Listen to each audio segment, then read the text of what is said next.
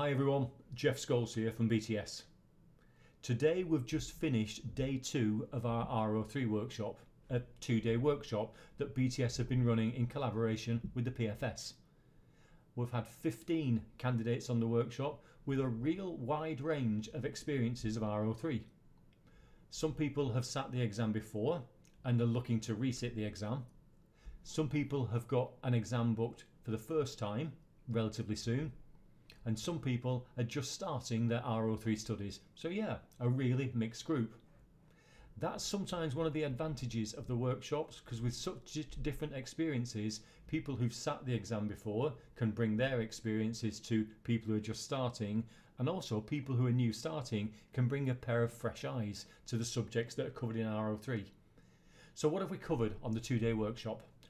We started off with income tax, where we looked at the process for income tax and gave people a structure to follow to be able to handle a lot of income tax calculations. Then we moved on to capital gains tax, again when you've got a process to follow, and this repeats itself. We also looked at IHT, direct and indirect investments, trusts, and started to signpost some of the stamp duty key elements. Also throughout the workshop we dropped in various key points that we've seen in previous exams of the subjects that aren't covered in the agenda, because you can't cover the whole of R03 in 2 days. So what makes R03 so difficult? Well, probably the first thing is R03 is a very time pressured exam. You've got 50 questions to answer in an hour. So you're talking about 1 minute 12 seconds ish to answer each of the questions. That can bring a challenge because quite a lot of the questions in R03 are meaty questions, particularly the calculation questions, where 1 minute 12 seconds to answer something is a real challenge. So that can really make a difference, and that's one of the reasons in the workshops we focus very heavily on learning a process to handle each of the question types that are calculations, so that way candidates can sit down in the exam and immediately drop into the process and apply it to the particular question. There's no point just learning model answers to the questions that you've got to be able to apply them, because R03 is very much an application exam. So yeah, probably the first thing is the timing for R03. The next thing is some of the calculations that I've mentioned can take quite a while. It's almost impossible maybe to suit some of the full calculations in the 1 minute 12 seconds that you've got. So one tip that we're giving candidates today is look at a question and get a feel, can you answer that question relatively quickly? If you can't, flag it, move on and come back to it later on.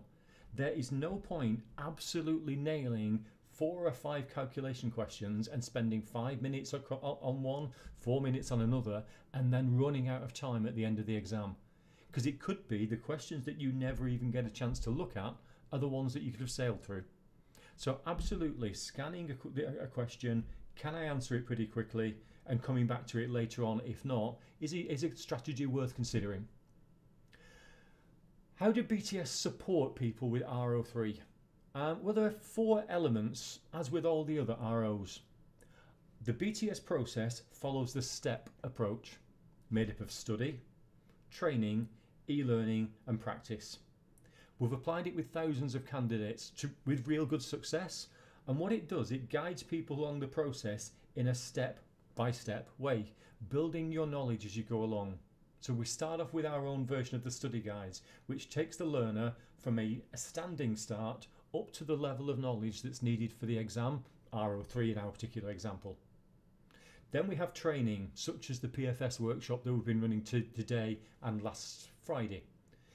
If you can't attend the learning or group learning isn't your style, that's what the E element is good for, the e-learning. The e-learning covers the same subjects as the workshops, but you're in control of your own learning and you can work to fit your timetable. We finish off on P, practice. Practice is the key for these exams, and particularly so in R03.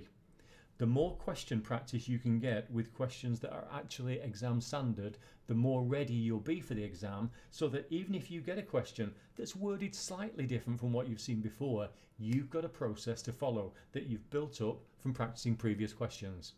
So yeah, the STEP approach really helps candidates in R03 as it does with the other ROs. Have a look on our website if you want to find out more information, because you'll find out how each element fits together, but also see some feedback from other candidates that have used the process with real success. I want to close this video now, but just want to say best wishes to the 15 candidates who attended to the workshop. It's been a heavy couple of days, but you've stuck with it, guys. You've stayed to the end and made it enjoyable for all of us, so thank you for your contributions.